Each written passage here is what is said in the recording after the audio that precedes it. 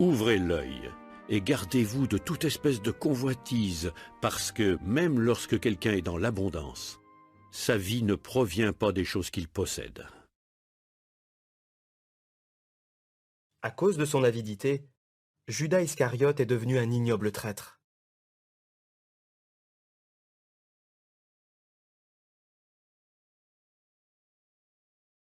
Pourtant, quand Jésus l'a choisi comme apôtre, il n'avait pas ce défaut.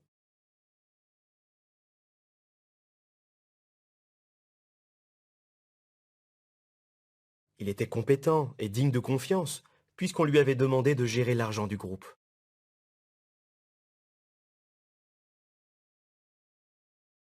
Cet argent était un peu comme les offrandes que nous faisons en faveur de l'œuvre mondiale de prédication.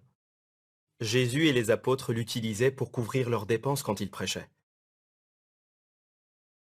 Toutefois, Judas s'est mis à voler dans la caisse. Il avait souvent entendu Jésus parler du piège de l'avidité, mais il n'a pas tenu compte de ses mises en garde.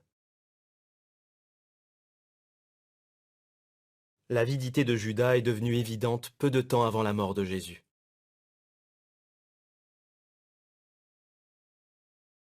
Jésus et ses disciples, ainsi que Marie et sa sœur Marthe, avaient été invités chez Simon le lépreux.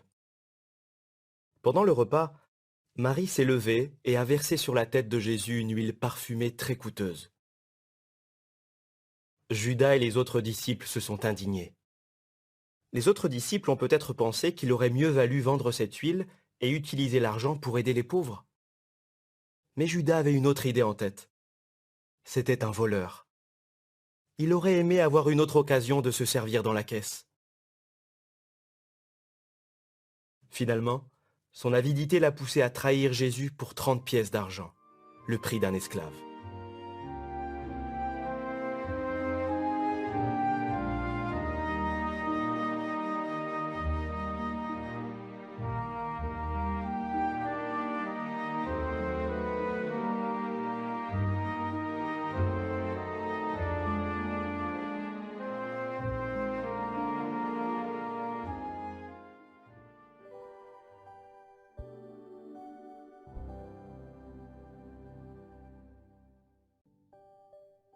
Qu'est-ce que l'avidité a poussé Judas Iscariote à faire?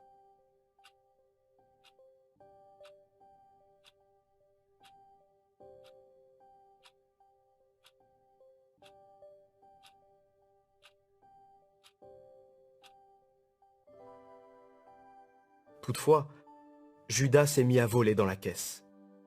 Il avait souvent entendu Jésus parler du piège de l'avidité, mais il n'a pas tenu compte de ses mises en garde.